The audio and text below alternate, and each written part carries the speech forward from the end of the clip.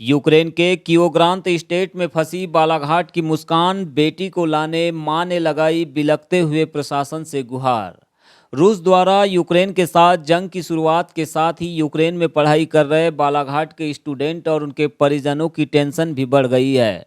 मध्य प्रदेश के बालाघाट से 3 स्टूडेंट इस वक्त यूक्रेन के कियोग्रांत स्टेट में फंसे होने की खबर है।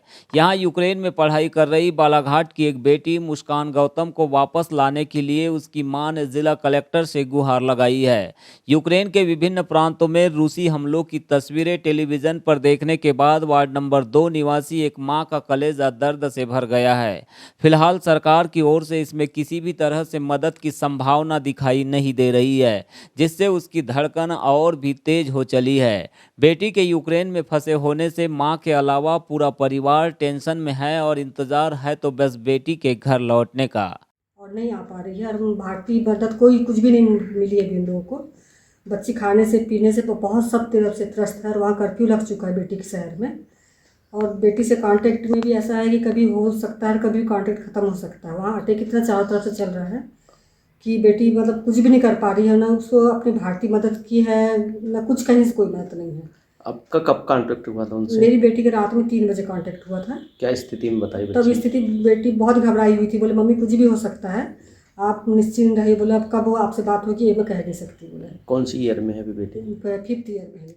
गौरतलब है कि बालाघाट के भटेरा चौकी निवासी ममता गौतम के परिवार में 2 बेटियां हैं। छोटी बेटी कशिश गौतम दिल्ली में यूपीएससी की तैयारी कर रही है, तो वही बड़ी बेटी मुस्कान गौतम यूक्रेन में रहकर एमबीबीएस की 5वां वर्ष की पढ़ाई कर रही है।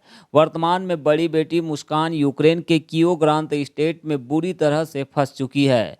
24 मार्च को जब वह भारत लौटने के लिए अन्य स्टूडेंट के साथ एयरपोर्ट पहुंची तो पता चला कि वहां पर रूसी हमले हो रहे हैं, जिसके बाद वह वापस लौट गई। इस घटना ने मुस्कान की मां को झकझोर दिया है। ममता गौतम बताती है कि उसके पति मनोज गौतम की 3 माह पूर्व ही हार्ट अटैक के चलते अचानक मौत हो गई है। ऐसी स्थिति में बेटियों की परवरिश का सारा दारोमदार उन पर है। ऐसे में मेरी बेटी की सुरक्षा के लिए सरकार और प्रशासन ये एहतियाती कदम उठाए, जिससे कि वह अपनी बेटी का दीदार कर सके। कुछ प्रयास आपके द्वारा किए गए? नहीं, मैंने भी कोई प्रयास नहीं की। मैं अकेली रहती हूँ। 4 महीने पहले मेरे भी हस्बैंड एक्सपायर हुए हैं। मेरे दोनों बच्चे बाहर हैं, मैं घर पे अकेली रहती हूँ, तो मेरे साथ हेल्प के लिए कोई नहीं है।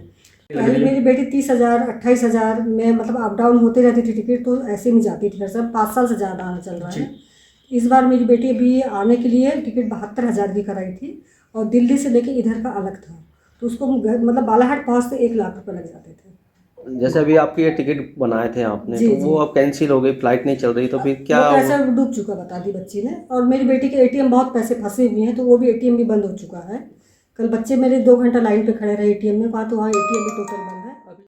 अब ऐसा है कि जो मदद के लिए जो समाचार सुनेगा वो मुझसे कांटेक्ट करेगा, तो मैं उनसे अपनी बात रख सकती हूँ।